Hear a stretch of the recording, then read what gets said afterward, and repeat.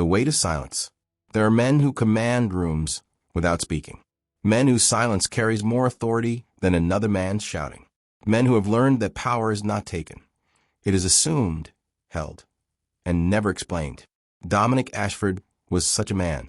At 42, he had built an empire that stretched across 3 continents. Ashford Global didn't just participate in industries. It consumed them. Real estate, technology, private security, investment portfolios that could topple governments if liquidated carelessly. Forbes estimated his worth at somewhere north of $8 billion. But the truth was, no one really knew. Dominic preferred it that way. He sat now in his corner office on the 63rd floor, watching the city sprawl beneath him like a map of conquered territory. The glass walls reflected nothing back. He'd had them specially treated. He could see out. No one could see in. His phone had not rung in 4 hours. Not because there were no emergencies, but because his executive team had learned that interrupting Dominic Ashford required certainty that the building was literally on fire. Even then, they'd consider handling it themselves first. He wore a charcoal suit tailored in Milan, dark enough to absorb light, sharp enough to cut. His watch was a Patek Philippe, inherited from his grandfather, the only man he'd ever respected. His wedding ring finger was bare. It had been bare for 7 years, though the absence of the ring had never bothered him as much as the absence of what it represented. There was a knock at the door. Dominic did not look up from a contract he was reviewing. Come. His executive assistant, Margaret, entered with the efficient click of sensible heels. She'd worked for him for 9 years. She was excellent at her job because she never tried to know him, never asked personal questions, never lingered. She understood the transaction. Mr. Ashford, I'm giving my notice. Now, he looked up. Margaret stood with perfect posture, her expression professionally neutral, but he caught the slight tension in her shoulders. She was afraid, not of him, precisely, but of this moment, when his voice was low even. No anger, no surprise, just a question. 2 weeks as per my contract. My daughter's getting married in Boston. My husband and I are relocating to be closer to the grandchildren. She paused. I prepared a list of qualified replacements. I've conducted preliminary interviews. The top 3 candidates are fine. He returned to his contract. Margaret hesitated. In 9 years, she'd learned to read the micro-movements that constituted Dominic Ashford's emotional range. The slight tension in his jaw meant he was processing something he didn't like. The way his pen stilled meant he was thinking several moves ahead. Sir, if I may, the candidate I'm recommending is different from what you're used to. He didn't look up. Different how? Younger. Less experienced in executive support. But her references are exceptional. She has a background in social work and nonprofit management. Margaret searched for the right word. Perceptive. I don't need perceptive. I need efficient. She's both. Dominic set down his pen. He looked at Margaret with the same expression he used in boardrooms when someone had just made a costly mistake. You've been with me long enough to know what I require. Yes, sir, which is why I'm recommending her. It was the most cryptic thing Margaret had ever said to him. He studied her for a long moment. Margaret did not flinch, did not elaborate. Finally, he nodded once. Send her up tomorrow, 9 o'clock. Thank you, Mr. Ashford. Margaret turned to leave, then paused at the door. For what it's worth, I think you'll find her interesting. Then she was gone, and Dominic was left with the uncomfortable sensation that his assistant of 9 years had just said goodbye in a way that felt far more significant than a simple job change. He returned to his contract, but the words blurred slightly. Interesting was not a quality he looked for in assistants. Interesting implied unpredictability. He made a mental note to have HR conduct a more thorough background check. The woman who arrived at 9 o'clock the next morning was not what he expected. Dominic had reviewed her file that morning. Clara Moretti, 29 years old, bachelor's degree in psychology, master's in social work. Had spent 4 years working for a children's advocacy nonprofit before it lost its funding. The gap in her employment was explained by a note that she'd been caring for her mother through terminal illness. Her mother had passed 6 months ago. The financials told him she needed this job. Her savings were nearly depleted. She'd been living in a rent-controlled apartment in Queens, taking freelance consulting work that barely covered expenses. Desperation made people manageable. Desperation made people grateful. Desperation meant she'd accept his terms without negotiation. He expected someone worn down, someone eager to please, someone who would see this job as salvation and treat him accordingly, with the careful deference of someone who couldn't afford to lose the opportunity. The woman who walked into his office moved like she had all the time in the world. She wasn't beautiful in the sharp, cultivated way of the women who typically orbited his world. No designer clothes, no strategic angles, no performance of desirability. She wore a simple gray dress that looked comfortable, small silver earrings, minimal makeup. Her dark hair was pulled back in a way that suggested function over style. But there was something in the way she carried herself, a kind of centeredness, like she'd already decided something about this moment and had made peace with it. Mr. Ashford. She extended her hand. Clara Moretti. Thank you for seeing me. Her handshake was firm but not aggressive. Warm. She met his eyes without the usual calculation he was used to, that split-second assessment people made when they first saw him, trying to determine what he wanted, how to position themselves, what mask to wear. She just looked at him like he was a person she was meeting. It was disorienting. Sit. He gestured to the chair across from his desk. She sat, folding her hands in her lap. No fidgeting. No nervous energy. She simply waited. Dominic opened her file, though he'd already memorized it. The pause was strategic. Let candidates sit in silence. See how they handled discomfort? Most people tried to fill silence. It revealed things. Clara simply looked at him with patient curiosity. After a full minute, he spoke. Margaret says you're perceptive. I'd like to think so. Why do you want this job? Most people would launch into rehearsed answers about career growth, admiration for his company, passion for the industry. Clara tilted her head slightly, considering the question like it was genuine rather than a formality. I need the job, she said finally. I'm not going to pretend otherwise, but I also think I'd be good at it. I'm organized, I learn quickly, and I'm comfortable with silence. From what Margaret told me, those are your priorities. He studied her. You have no background in corporate administration. No, but I have a background in managing complex situations with limited resources and high stakes.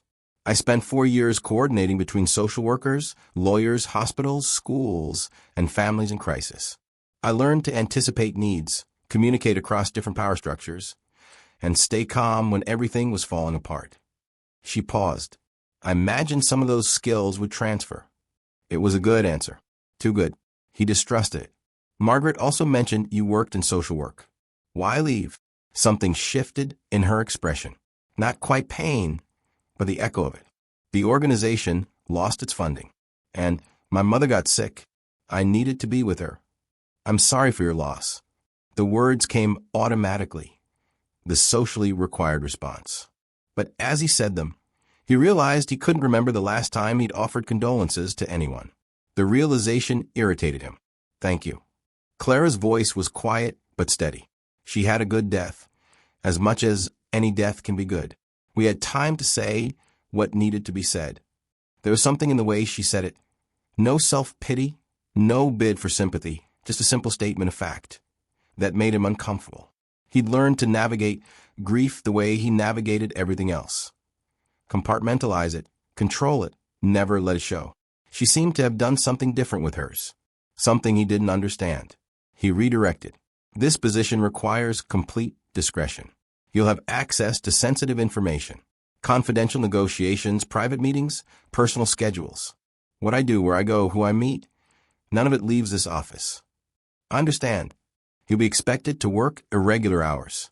I don't keep a traditional schedule. If I need something at 10 p.m., you'll handle it. Understood. I don't do small talk. I don't do personal conversations. Our relationship is professional, nothing more.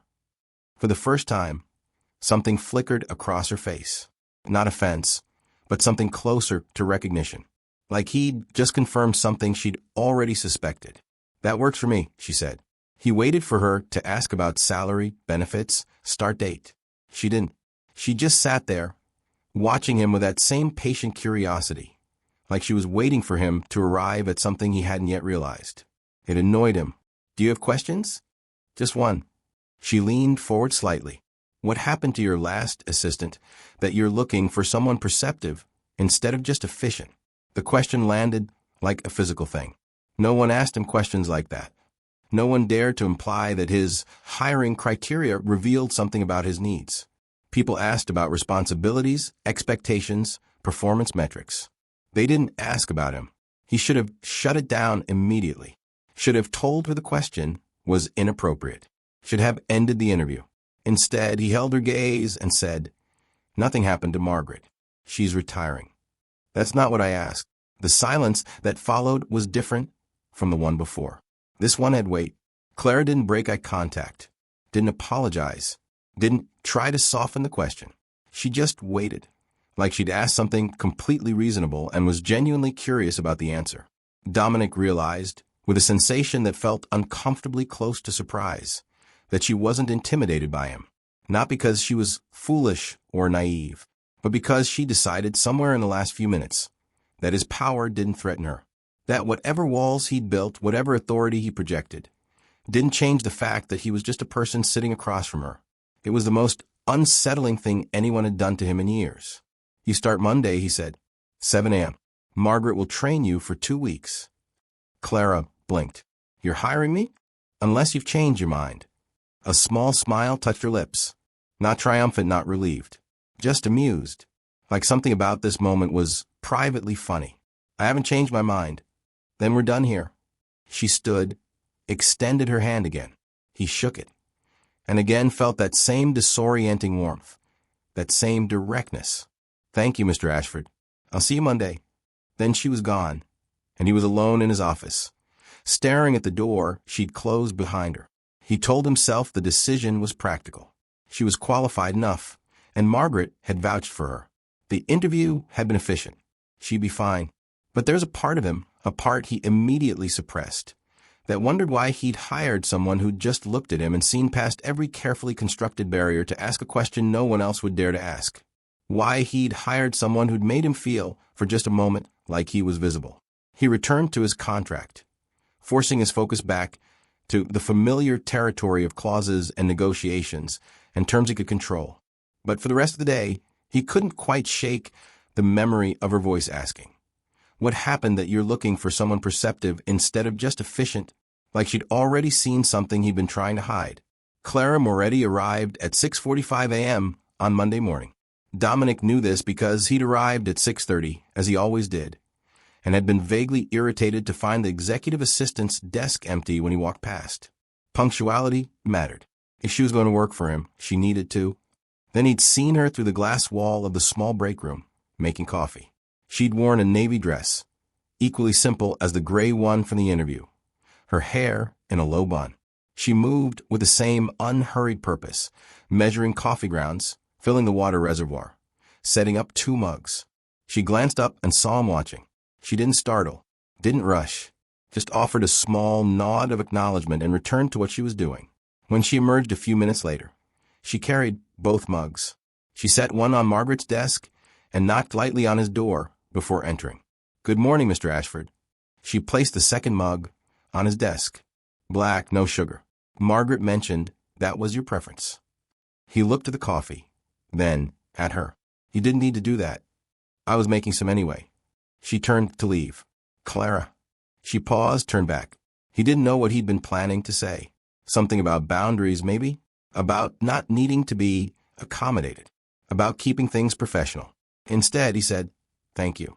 She smiled. That same small, almost private smile from the interview. "You're welcome." Then she was gone, and Margaret was arriving. And the training began. For the next 2 weeks, Dominic observed. It was something he was good at, watching, assessing, cataloging information. Most people revealed themselves when they didn't know they were being watched. They showed their true competence or lack thereof, their work ethic, their character.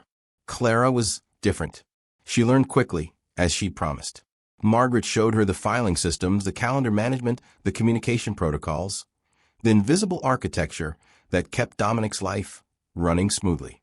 Clara absorbed it all with the same focused attention, asking clarifying questions, taking minimal notes. But it was the other things he noticed. The way she spoke to people, the janitorial staff who came through in the evenings. She learned their names within 3 days. The mail courier who delivered packages, she asked him about his motorcycle, remembered details from previous conversations. The junior executives who sometimes nervously approached, looking for meetings with Dominic. She spoke to them with the same calm directness she'd used with him, making them feel heard even when the answer was no. She treated people like they mattered. It should have been irrelevant to her job performance. It wasn't part of her responsibilities, but Dominic noticed that things ran more smoothly around her.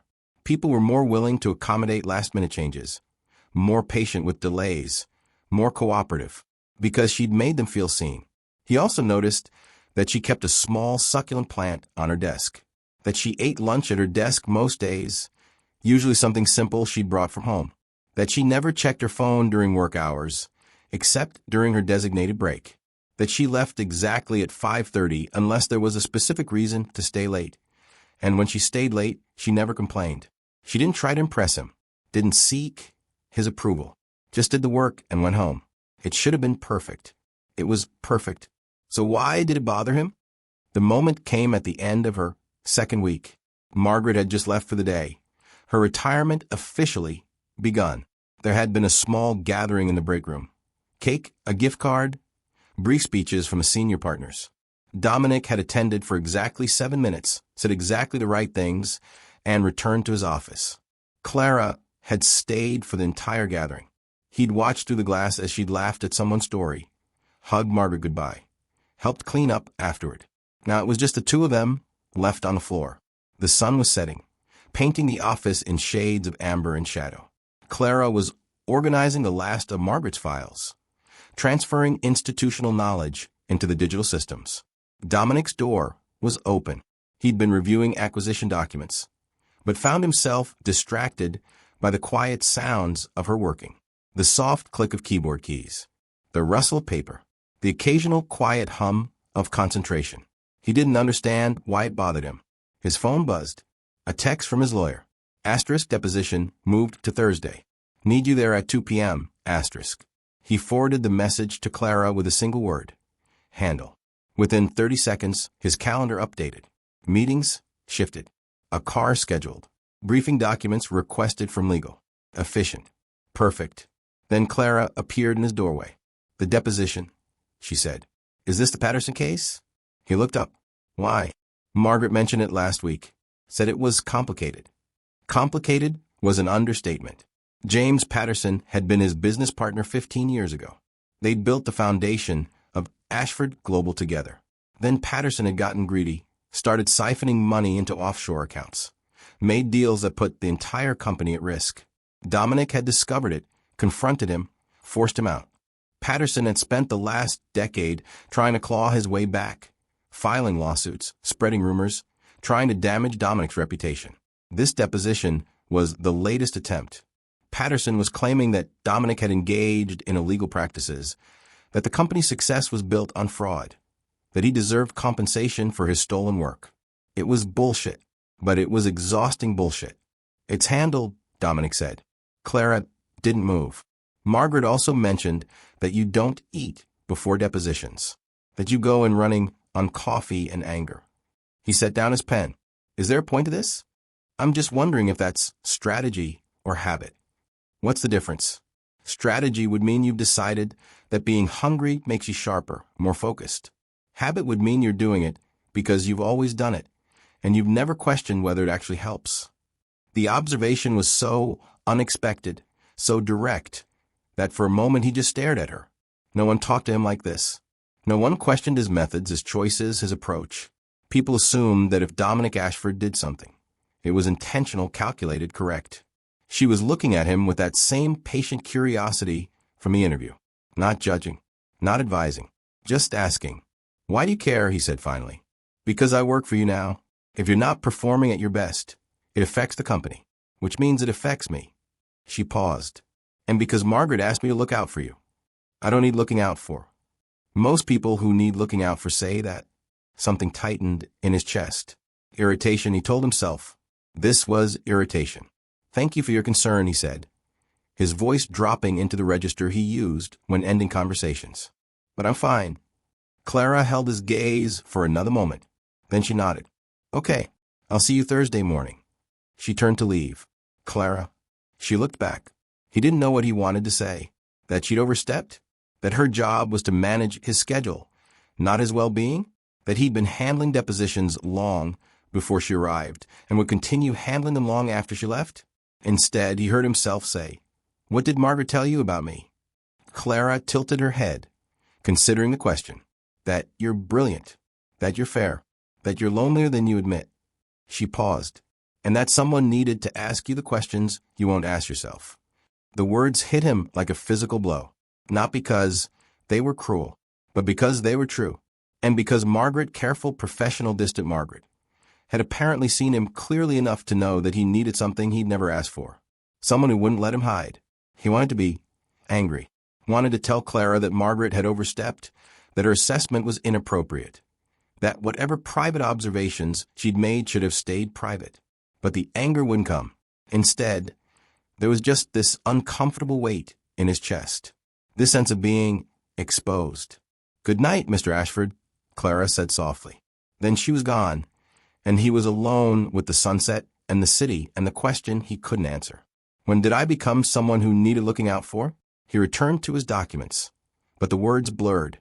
Somewhere in the back of his mind, a wall had developed a crack. Thursday came. Dominic arrived at the law firm at 1:45 p.m., 15 minutes early as always. His lawyer, David Chun, met him in the lobby with his usual pre-deposition briefing. Patterson's claims, the evidence they'd used to refute them, the strategy for keeping Dominic's testimony measured and controlled. "Just like always," David said. "Let them make the accusations. You stay calm. We bury them with facts." Dominic nodded. He'd done this before. He knew the choreography. They were walking toward the conference room when he smelled it. Fresh bread, herbs, something savory and warm. David noticed his pause. "You okay?" "Fine." But as they entered the conference room, he saw it immediately. A small insulated bag sitting in his designated seat, his name written on a sticky note in neat handwriting. David raised an eyebrow. "You bringing lunch to depositions now?" Dominic opened the bag. Inside was a container with a sandwich turkey. It looked like on wheat bread with lettuce and tomato. A small bag of apple slices. A bottle of water with a post-it note stuck to it. The note read, asterisk, just in case it's strategy and not habit. See asterisk. Something happened in his chest. Something he didn't have a name for. "New assistant," he said, closing the bag. David grinned. "Smart. Going to eat it?" Dominic looked at the bag for a long moment. Then, without fully understanding why, he opened the container and took a bite. It was a good sandwich. Simple, fresh, obviously made that morning. The bread was soft, the turkey high quality, the vegetables crisp. She'd made this for him, not ordered it, not had an intern pick it up. She'd gotten up early, gone to a grocery store, or used whatever was in her kitchen, and made him lunch because she decided he should eat before a deposition, because Margaret had asked her to look out for him, because she thought he needed it. He ate the entire sandwich before Patterson's legal team arrived. And when the deposition started, when Patterson sat across from him with that familiar smug expression, when the accusations started flying, he found that Clara had been right. He was sharper, more focused. The hunger that usually gnawed at him, that he'd always thought kept him alert, had actually just been a distraction. She'd been right. The realization bothered him for the rest of the deposition. He returned to the office at 5:30. Clara was still at her desk, typing something on her computer. She looked up as he approached. "How'd it go?" "Fine." He stopped at her desk. "Thank you for the sandwich." She smiled. "You ate it?" "I did." And he should have just thanked her and moved on. Should have maintained the boundary. Should have kept this professional. Instead, he heard himself say, "You were right." It helped. Something in her expression softened. Not pity, not triumph, just warmth. "I'm glad," she said simply. He stood there for a moment longer than necessary, trying to identify what was happening inside him. This uncomfortable sensation of being tended to, cared for in a way that had nothing to do with transactions or expectations. When was the last time someone had done something for him without wanting something in return? He couldn't remember. "Good night, Clara." "Good night, Mr. Ashford." He walked to his office, closed the door, and stood at the window watching the city lights emerge as dusk settled. In his pocket, folded small, was the note she'd written. Just in case it's strategy and not habit. She'd seen through him in a week, seen past the control and the walls and the carefully maintained distance, seen that sometimes what looked like strength was just stubbornness, that sometimes what looked like discipline was just fear of admitting need. She'd seen him, and instead of using it against him, instead of trying to leverage that knowledge, she'd made him a sandwich. The crack in the wall grew wider. The weeks that followed established a rhythm. Clara arrived at 6:45 every morning, coffee ready by 6:50. She handled his calendar with the same efficiency Margaret had, but with small differences that he noticed despite himself. She scheduled 15-minute breaks between marathon meetings. She blocked out lunch hours, even when he tried to override them. She flagged emails that could wait until the next day instead of letting them pile up into evening emergencies. She was managing him, he realized. Gently, subtly, but undeniably. It should have annoyed him. It didn't, because the breaks meant he was less exhausted by evening. The lunch hours meant he didn't crash at 3 p.m. The email management meant he slept better. She was making his life easier without making it seem like he needed his life made easier. It was extraordinarily skillful. He also noticed the other things. The way she deflected aggressive phone calls from demanding clients, handling them with calm patience until they settled down. The way she anticipated which documents he'd need before he asked for them. The way she communicated with his senior team. Direct but warm, efficient but human. People liked her. More importantly, people trusted her, which meant they trusted him by extension. But it was the small moments that unsettled him most. 3 weeks in, he was working late on a contract negotiation that had gone sideways. It was 9 p.m. The office was dark except for his lit office and Clara's desk lamp. She'd stayed without being asked, quietly working through her own tasks while remaining available if he needed anything. He emerged from his office, intending to tell her to go home. She was paid hourly for overtime, but she had a life. She should leave. She was sitting at her desk, reading a book, not working, just reading. She looked up as he approached. "Did you need something? Why are you still here?" "You're still here." That's not an answer. Clara set down her book. He caught a glimpse of the cover, something about attachment theory, and looked at him with that direct gaze he was becoming familiar with. Margaret mentioned that you work better when there's someone else in the office. That complete isolation makes you spiral. So on late nights, she'd stay until you were ready to leave. She paused. "If that's not accurate, I can go." It was accurate. He hated that it was accurate. When the office was completely empty, when he was alone with just the city lights and his thoughts, he worked himself into dark places, pushed too hard, lost perspective, made decisions out of exhaustion rather than strategy. Having someone present, even if they weren't interacting, kept him tethered, reminded him that the world existed beyond his thoughts. He'd never told Margaret that, never asked for it. She'd just known, and she told Clara. "You should go home," he said. "I will when you do. I could be here for hours, and I'll be here for hours." "That's not necessary." "Maybe not, but Margaret asked me to look out for you, and you haven't eaten dinner." Clara reached into her desk drawer and pulled out a protein bar. "So until you eat this and decide you're done for the night, I'm staying." She held out the bar. Dominic stared at it, then at her, then back at the bar. No one had done this for him since his wife, since Sarah had stayed up late in his home office, working on her own projects, just so he wouldn't be alone, since she brought him snacks and water and gentle reminders that he was human, that he needed rest, that the work would still be there tomorrow, since before the accident. The memory hit him like a fist. Sarah's laugh, her hand on his shoulder, the way she'd known how to pull him back from the edge without making him feel weak. The grief was sudden and violent. He took the protein bar before Clara could see his hand shake. "Thank you," he managed. "You're welcome." She picked up her book again, giving him the grace of not watching his reaction. He returned to his office and sat at his desk, staring at the protein bar. 7 years.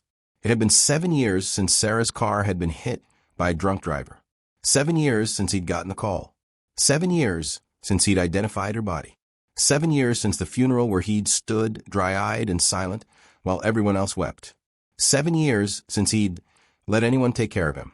Because taking care implied vulnerability, implied need, implied that he wasn't completely self-sufficient, that he couldn't handle everything alone. And if he admitted he needed help, he'd have to admit that he was still broken. That losing Sarah had carved out something essential and left a wound that never healed. It was easier to work, to build, to control, to never let anyone close enough to see the damage. Until Clara, who brought him coffee and stayed late and asked questions that cut through his defenses like they were paper, who looked at him and somehow saw the man he used to be, before grief had turned him into this. He ate the protein bar mechanically, tasting nothing. Then he finished the contract revisions, shut down his computer, and emerged from his office. Clara looked up. Done. Done. She packed up her things efficiently. They walked to the elevator together in silence. The building was empty, their footsteps echoing in the marble lobby. Outside, her car was parked in the visitor lot. His driver was waiting at the curb. "Good night, Mr. Ashford," she said. "Clara." She paused, keys in hand. Margaret was right about the isolation. He forced himself to meet her eyes. "So if you're willing to stay on late nights, I appreciate it." It was the closest he could come to admitting he needed her there. She understood. He could see it in the way her expression softened. "I'm willing," she said simply. Then she walked to her car, and he watched her drive away before getting into his own vehicle. On the ride home to his empty penthouse, he let himself acknowledge the truth he'd been avoiding. Clara Moretti was becoming dangerous, not because she was incompetent or unreliable or inappropriate, but because she was the first person in 7 years who'd looked at him and seen someone worth caring for, and he had no idea what to do with that. The crack in the wall became a fracture. It happened 5 weeks into Clara's tenure. Dominic had a monthly tradition that few people knew about. On the last Friday of every month, he disappeared from the office at 4 p.m. and didn't return until Monday. No explanation. No exception. It was blocked on his calendar as unavailable in red. Clara noticed, of course. Thursday afternoon, she knocked on his door. "Do you need anything prepared for tomorrow's absence?" "No." "Will you phone access?" "For emergencies only." She nodded, made a note. Then, "Can I ask where you're going?" "No." Most people would have stopped there. Clara tilted her head. "Is it personal or professional?" "Personal." "Then I'll make sure nothing urgent is scheduled for Monday morning. Give you time to transition back." It was the considerate thing to do, the professional thing. She should have left it there. Instead, she said softly, "Margaret mentioned that these weekends are hard for you." Dominic's jaw tightened. "Margaret talked too much. She cared about you. It's none of your concern." "You're right. It's not." Clara stood. "I'll see you Monday, Mr. Ashford." She left without pushing further, without demanding answers, without doing any of the invasive things he'd expected. But the damage was done, because now she knew, maybe not the details, but the shape of it, that once a month he disappeared to do something difficult, something that hurt, and she'd handled it with the same gentle directness she handled everything else. Friday at 3:30 p.m., Dominic left the office. His driver took him north, out of the city, into the suburbs where the houses had yards and children played on tree-lined streets, where life looked normal and whole and nothing like his. The cemetery was small, well-maintained. He knew the path by heart. Sarah's grave was under an oak tree. Simple headstone, her name or dates, an inscription he'd chosen while numb with shock. Asterisk, beloved wife. Forever remembered, asterisk. He'd wanted to write more, wanted to capture who she'd been, her laugh, her intelligence, her ability to find joy in small things. But words had failed him then, and they still failed him now. He sat on the grass beside her grave and did what he did every month. Talked to her, Sarah. His voice was rough. He came here so infrequently that speaking to the dead felt strange each time, like learning a language he'd mostly forgotten. It's been, he calculated, 7 years and 4 months. I know you tell me that's too long to still be doing this, that I should move on, that you wouldn't want me to be alone. The breeze rustled the oak leaves, but I don't know how. I tried after the first year, tried dating, tried letting people in, but they wanted something I couldn't give them. They wanted the version of me that existed before you died. And I don't know how to be him anymore. He pulled a blade of grass, twisted it between his fingers. I hired a new assistant. Her name is Clara. He stopped trying to find words. She's different. She asks questions, personal questions. And instead of shutting her down like I should, I keep answering. I don't know why. A bird landed on a nearby headstone, cocked its head, flew away. Margaret told her to look out for me. And she does. She brings me coffee and makes me lunch and stays late when I'm working. She treats me like I'm human, like I matter beyond what I can provide. His throat tightened. And I don't know what to do with that, Sarah, because I've spent 7 years building walls. 7 years making sure no one gets close enough to hurt me again. 7 years being alone, because alone is safe. The admission hung in the air. But she makes me feel visible. Like the parts of me I thought died with you are still there. Still capable of wanting connection. Still capable of being seen. He closed his eyes. Is that betraying you? Letting someone else matter? I don't know the rules for this. You were supposed to be here to grow old with me. We were supposed to have decades. And instead I have this cemetery and this empty life and this woman who's somehow slipping past every defense I built. Silence. He stayed for an hour, talking and not talking, until the sun began to set and the cemetery staff started making closing announcements. As he walked back to his car, he felt the familiar weight settle back over him, the grief that never quite left, the loneliness that was easier than risk, but underneath it, something new, a question he couldn't quite articulate. Asterisk, what if Sarah would want me to let Clara in? What if being alone isn't honoring her memory? It's wasting the life she wanted me to live. Asterisk. He didn't have an answer. But for the first time in 7 years, he was asking. Monday morning, Clara was at her desk at 6:45, as always. Dominic arrived at 6:50, later than usual. He'd slept poorly, spent the weekend in his penthouse going through old photos, wrestling with questions that had no good answers. Clara looked up as he passed her desk. Their eyes met for just a moment. Something in her expression, soft knowing, without pity, made him stop. Good morning, Mr. Ashford. Good morning. He should have kept walking, should have started the week with his usual efficiency, buried himself in work, maintained the professional distance. Instead, he heard himself say, "Thank you for the space this weekend." Clara's expression didn't change, but something in her eyes warmed. Of course. It's a difficult time. I understand. And he believed she did. Not because Margaret had told her details, he suspected Margaret had known many, but because Clara had this way of understanding the shape of pain without needing the specifics. She stood, carrying her usual morning coffee, and approached him, set it on his desk. "If you need anything today," she said quietly, "just let me know." Then she was gone, back to her desk, giving him the grace of not making it into a moment. But it was a moment, because for the first time since Sarah died, he'd acknowledged his grief to another person, out loud, directly, and the world hadn't ended.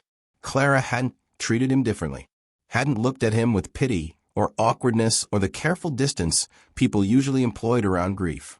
She just accepted it, accepted him. He sat at his desk, staring at the coffee she'd brought him, and felt the fracture in his wall widen into something he couldn't repair. 2 days later it rained, not a gentle rain, but a violent autumn storm that turned the city into a blur of gray and sent people scrambling for cover. Dominic had been in back-to-back meetings all day, barely aware of the weather until he emerged from the conference room at 6 p.m. to find the office dark except for the emergency lighting. Power outage. His phone buzzed. A text from building management. Asterisk electrical issue. Power restoration estimated 2 to 3 hours. Please evacuate if possible. Asterisk. He looked toward Clara's desk. She was packing up her laptop, moving efficiently in the dim light. "I'll work from home," she called over. "Unless you need me to stay?" He should have said no. Should have sent her home. Work from his own penthouse. Maintained the separation. But his driver was off tonight, annual leave. And Clara's car was in the shop. She'd mentioned taking the subway this week. "How are you getting home?" he asked. "Subway." "In this weather?" She shrugged. "I've walked in worse." The thought of her walking through the storm, waiting on flooded platforms, arriving home soaked and cold, It bothered him in a way he didn't want to examine. My driver is off tonight. I'll call a car for you. That's not necessary. It's not a request. Clara paused, studied him for a moment, then nodded. Thank you. He called his backup car service. 5 minutes.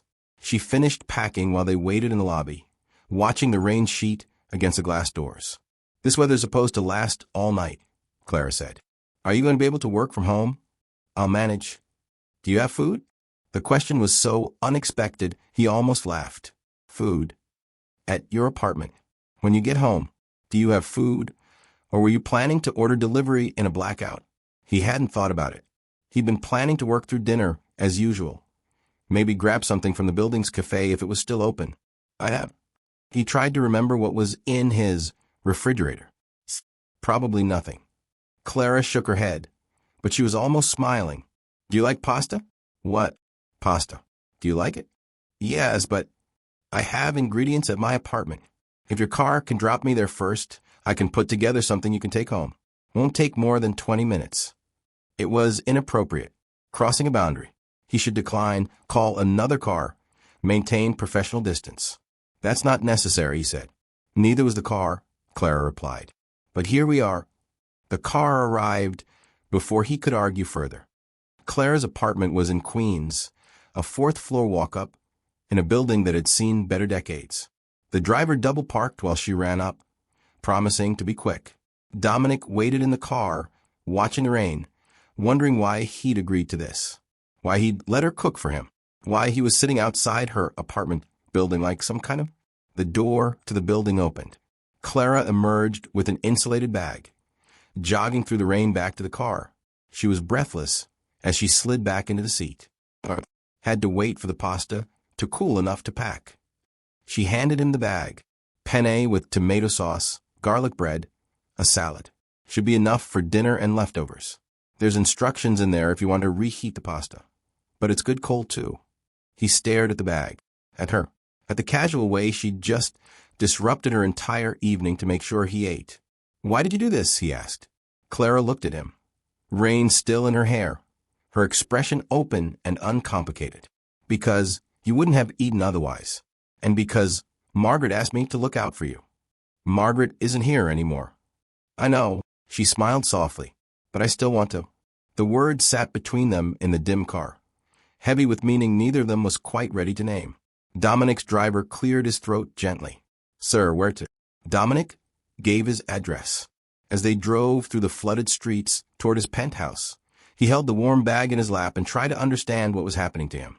Clara had made him dinner, not because he'd asked, not because it was her job, but because she decided he needed someone to care whether he ate, the same way Sarah used to, but different, because Clara wasn't his wife, wasn't obligated to him, had no reason to care beyond basic human decency. And yet she did. Why? The question followed him into his dark penthouse, through the quiet dinner he ate by candlelight, through the long night as the storm raged outside. Why did she see him as someone worth caring for? And why was it becoming harder to convince himself he didn't need it? The next morning, Dominic arrived at the office with the insulated bag, washed and cleaned. Clara looked up from her desk. How was the pasta? Good, thank you. He set the bag on her desk. She took it with a smile, and he noticed for the first time that she had freckles across her nose. Light barely visible, but there. He'd never been close enough to notice before. The realization unsettled him. Clara. Yes. He wanted to say something, wanted to acknowledge what she'd done, the boundary she crossed, the way she'd taken care of him without making him feel weak. Instead, he said, I appreciate it. It was inadequate, insufficient, but it was all he could manage. She understood anyway. Anytime, Mr. Ashford. Then she was answering the phone, handling the morning flood of calls and emails, returning to the professional rhythm they'd established. But something had shifted, and Dominic knew, with a certainty that felt like falling, that there was no going back to the careful distance they'd maintained. Clara had seen him, had cared for him, had become someone he thought about when he wasn't supposed to be thinking about her. The wall between them wasn't just cracked anymore. It was crumbling, and he had no idea how to stop it, or if he even wanted to. The fall deepened into winter. Dominic watched Clara integrate herself into the architecture of his life with an ease that should have alarmed him. She learned his rhythms, his preferences, the invisible patterns that governed his days. But she also introduced new patterns. She started bringing in fresh flowers for her desk every Monday, simple arrangements from the bodega near her apartment. She'd mentioned once that they made the office feel less sterile. He'd said nothing, but he'd noticed that he looked forward to seeing what she'd chosen each week. She instituted a no meetings before 8:30 a.m. policy, overriding his protests. "You're sharper when you've had time to think," she'd said. "The extra 30 minutes of quiet makes everything else run better." She'd been right. She remembered details he'd mentioned in passing, that he preferred his coffee slightly cooler in the afternoon, that certain clients needed to be called before noon or they'd be irritable, that he worked better with classical music playing low in the background on days when he was drafting contracts. She made his life easier in ways he hadn't known it could be easier. But it was the other thing he noticed most, the way she was always the first person he wanted to tell when something happened. When a deal closed successfully, his first instinct was to walk out and tell Clara. When a negotiation went sideways, he found himself wanting her perspective. When he read something interesting in the financial reports, he caught himself thinking, Clara would find this fascinating. It was dangerous. He knew it was dangerous, but he couldn't seem to stop. The shift came in early December. Dominic was working late on a particularly complex acquisition. The target company was family-owned, 3 generations deep, and the current CEO was resisting the sale despite the board's approval. It required delicacy, patience, and understanding of legacy and emotion that most corporate negotiations didn't. He'd been on the phone for hours, mediating between the CEO and the board, trying to find a solution that would satisfy everyone. At 10 p.m., he finally hung up, exhausted and frustrated. The deal was on the verge of collapse, not because the numbers were wrong, but because the CEO couldn't let go of his grandfather's company. Dominic understood the feeling more than he wanted to admit. He emerged from his office to find Clara still at her desk, reading another book.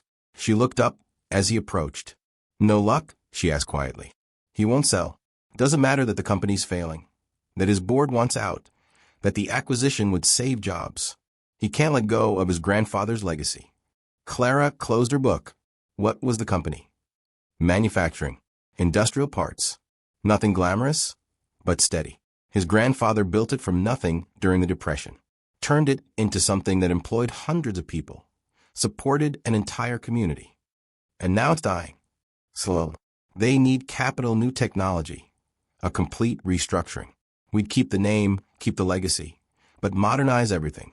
Save the company his grandfather built. Dominic leaned against her desk, suddenly exhausted. But he sees it as a betrayal. Clara was quiet for a moment. Then, "Can I ask you something?" "What?"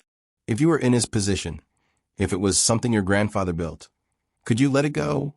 The question hit deeper than she probably intended.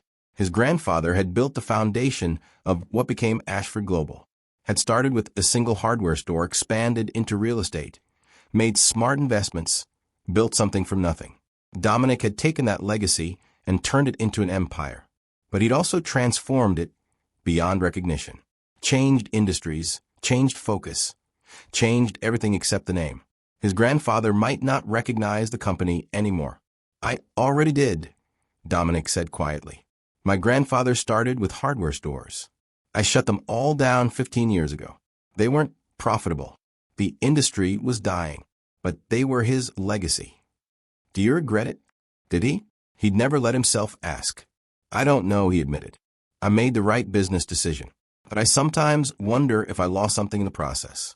If honoring legacy matters more than I wanted to believe." Clara stood, walked to the window.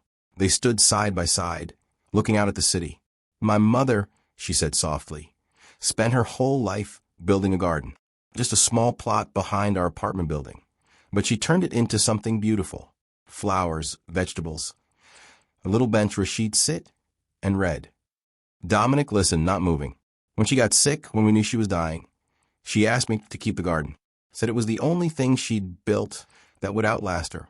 Clara's voice was steady, but he heard the emotion underneath. "I tried. For 6 months after she died, I went there every week. Watered, weeded, planted new things. What happened? I had to let it go. The building was being sold. The new owners wanted to pave it for parking. I fought for a while, but she shrugged. Eventually, I realized that the garden wasn't the point.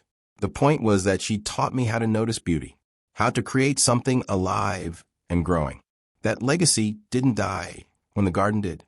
Dominic looked at her profile. The way the city lights caught her face.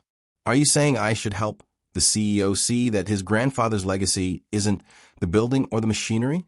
I'm saying maybe he needs to hear it from someone who understands what it's like to let go of something you love. Someone who's had to make that choice themselves. The observation was gentle but devastating. Because she was right. He'd been approaching the negotiation like a business transaction. Numbers and logic and rational arguments. But the CEO wasn't being irrational. He was grieving.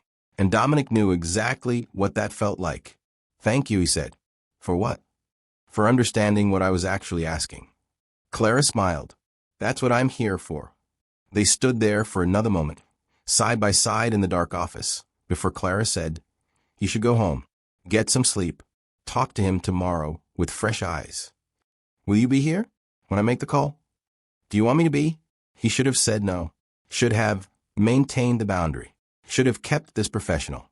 "Yes," he said. "Then I'll be here." The next day, Dominic called the CEO at 9 a.m.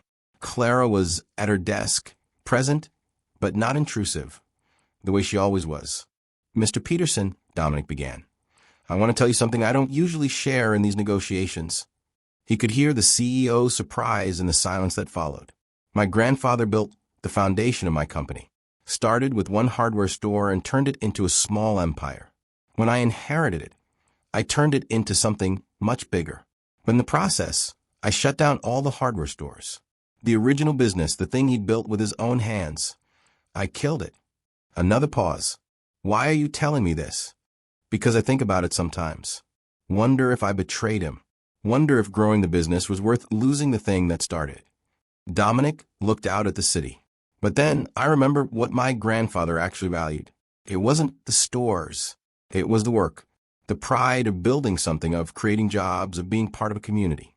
That's what I'm afraid of losing," Peterson said quietly. "I know, but here's what I learned. Legacy isn't about preserving buildings or machinery. It's about preserving values. Your grandfather valued quality, reliability, treating employees well. Those things don't die when the company changes hands. They die when no one remembers why they mattered." "And you're saying you'll remember?" "I'm saying we'll make sure everyone remembers. We'll keep the name. We'll keep the values. We'll tell the story of how your grandfather built this company from nothing. But we'll also keep it alive, keep people employed, keep the business serving the community." Dominic paused. That's what he'd want. Not a museum, a living legacy. The silence stretched. Then, "Can you put that in writing? The commitment to the values, the name, the story." "Yes." "Then let's talk terms." The call lasted another hour. By the end, they had the framework for a deal that would work for everyone. When Dominic hung up, he sat back in his chair, exhausted and relieved. There was a soft knock at his door. Clara stood there with coffee and what looked like a sandwich. "Heard you close it," she said. "Thought you might need this." He took the offering, their hands brushing briefly. "Thank you," he said, "for last night, for helping me see what was really happening." Clara's expression was warm. "You would have figured it out eventually. Maybe. But you made it happen sooner." He paused. "How did you know that I needed to hear about your mother's garden?" "Because you're not as different from that CEO as you want to believe." She said it gently, without judgment. "You're both men who are afraid of losing something you love. The difference is he's afraid of losing his grandfather's legacy. You're afraid of losing yourself to the person you became after losing your wife." The observation cut through every defense he built. Because it was true.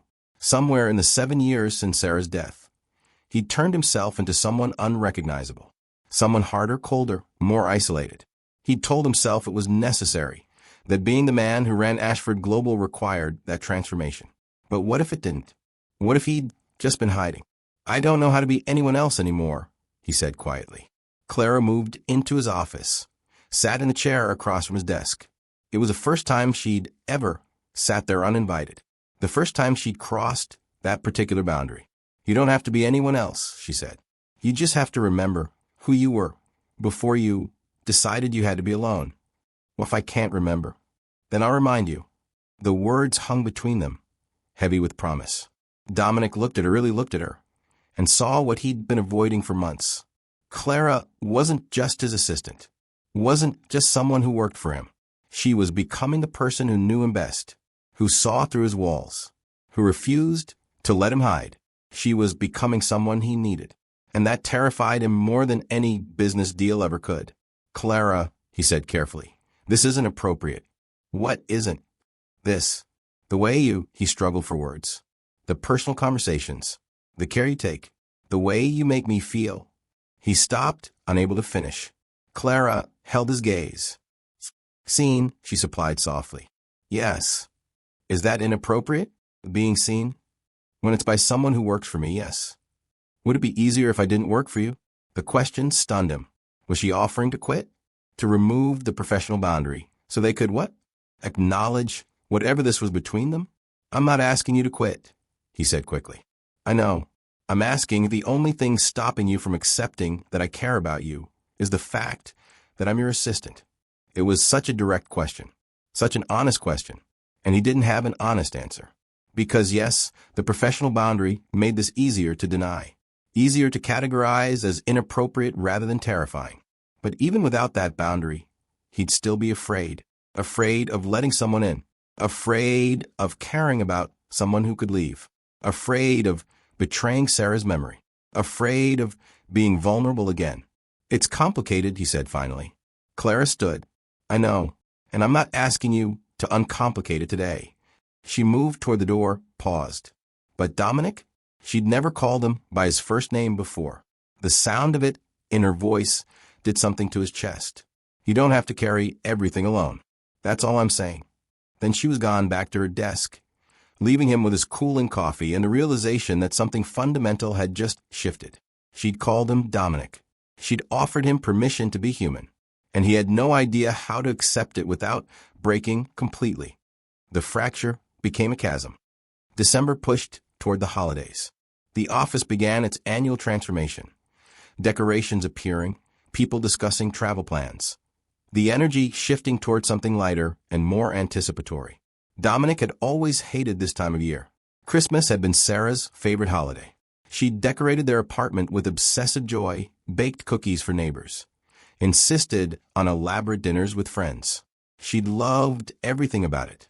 The lights, the music, the excuse to be generous. After she died, he tried to maintain the traditions for a year. But eating cookies alone, listening to Christmas music in an empty apartment, shopping for gifts no one was there to receive, it had been unbearable. So he'd stopped, removed every trace of the holiday from his life, worked through Christmas, treated December 25th like any other day. It was easier than remembering. Clara noticed, of course. Are you doing anything for the holidays? She asked one morning in mid-December. Working. That's not what I asked. That's my answer. She looked at him for a long moment, then nodded and returned to her computer. But he could see the concern in her expression, the way she filed that information away for later. 2 days later, a small evergreen appeared on her desk.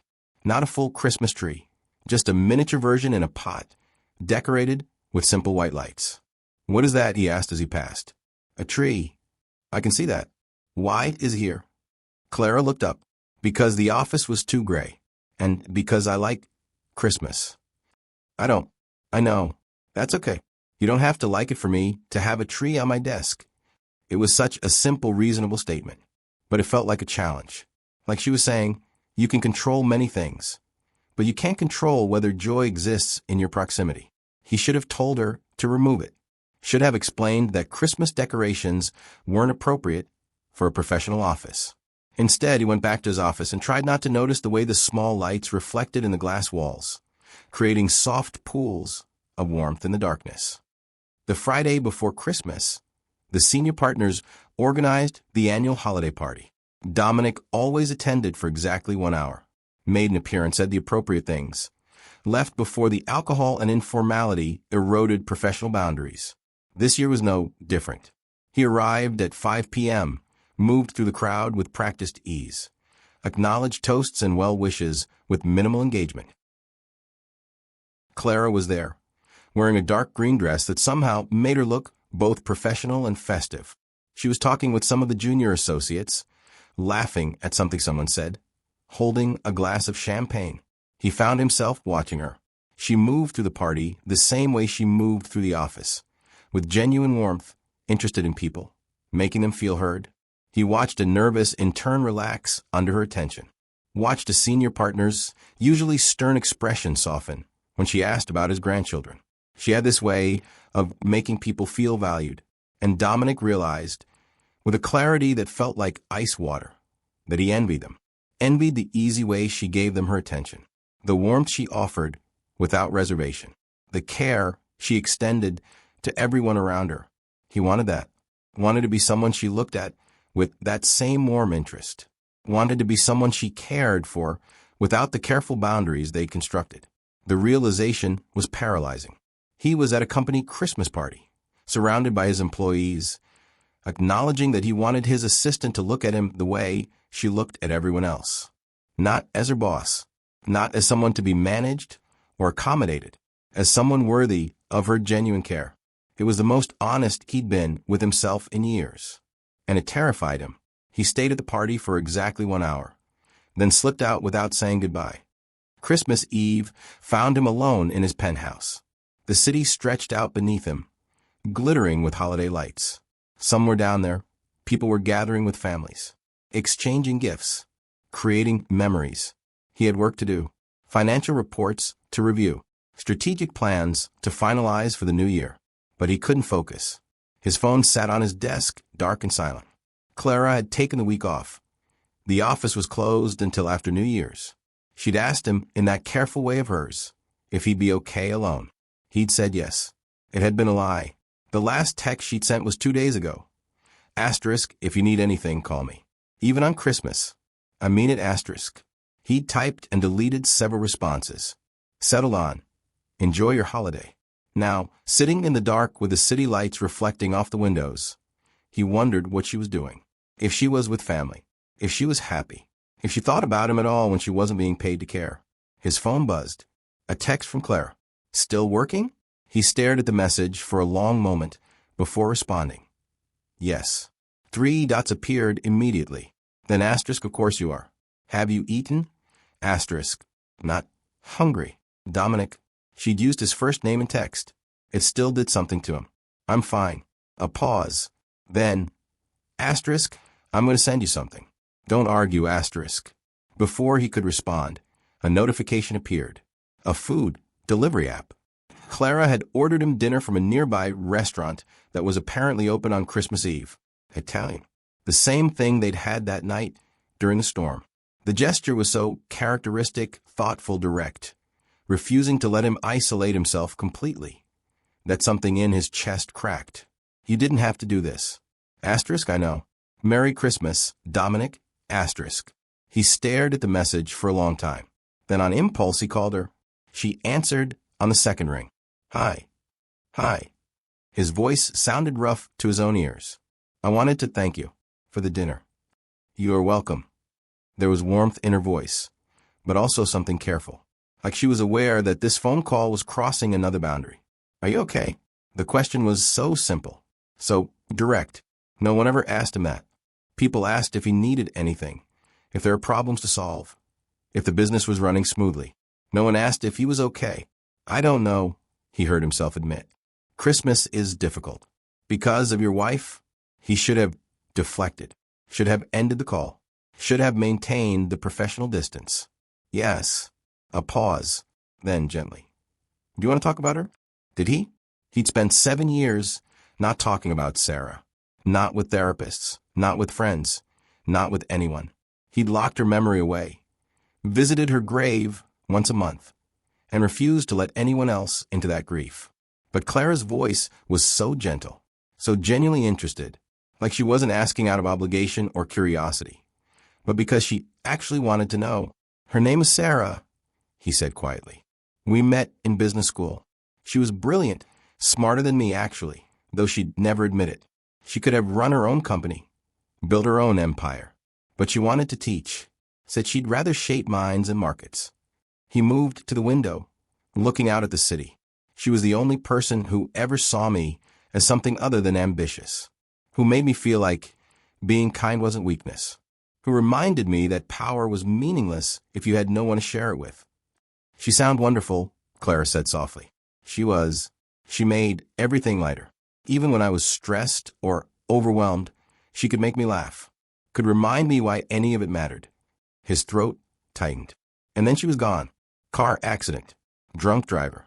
She was at the grocery store buying ingredients for Christmas cookies. And then she just wasn't. Silence on the other end. Not uncomfortable. Just present. I'm so sorry, Clara said finally. That's unbearable. It was such a simple response. But it was honest. It didn't try to find meaning or silver linings. Didn't tell him she was in a better place or that time would heal. Just acknowledged that losing her had been unbearable. I don't know how to move past it, Dominic admitted. Everyone says I should. That 7 years is long enough to grieve. That I should date, remarry, move on. But I don't know how to be someone who isn't mourning her. Maybe you don't have to stop mourning her, Clara said thoughtfully.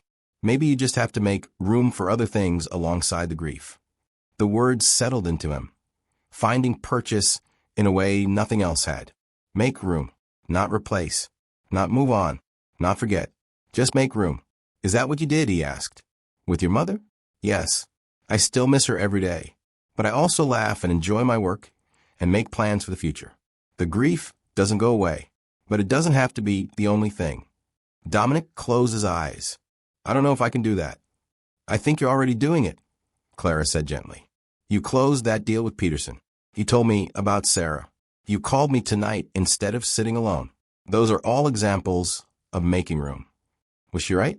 He'd been so focused on what he'd lost, on preserving his isolation as a way of honoring Sarah, that he hadn't noticed the small ways he'd already started letting Clara in. I don't want to betray her memory, he said quietly. Dominic. Clara's voice was firm now. From everything you told me about Sarah, do you really think she'd want you to spend the rest of your life alone? To cut yourself off from connection and care and joy? Would she want that for you? He knew the answer, had always known it. Sarah would have hated what he'd become, would have been heartbroken to see him isolated and distant, would have told him in her characteristically direct way that he was being an idiot. No, he admitted, she'd be furious with me. Then maybe honoring her memory looks different than you thought.